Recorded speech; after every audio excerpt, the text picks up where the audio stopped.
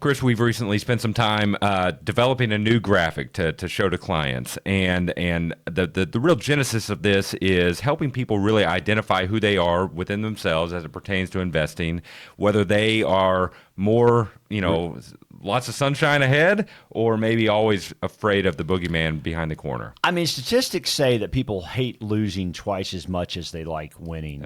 And we know that financial plans are generally under the surface built on around a 6% assumption of return.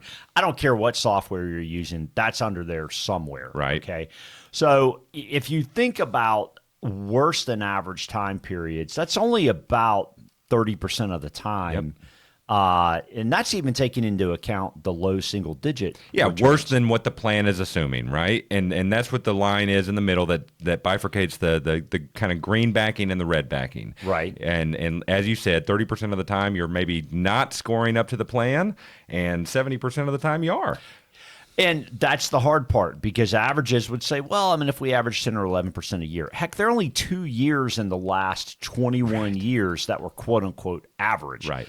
And the third of the time, not so good. 2/3 of the time, really pretty good, right? Right. So we have clients that are totally driven by that pretty good time and are less concerned about the downtime, which is opposite human nature. Mm-hmm. And then a number of our clients are more concerned about trying to cut off that left tail or worse than average time period. Fortunately, we've got solutions for both, which is good in serving our clients. But the question still is, we've got to behaviorally figure out who they are.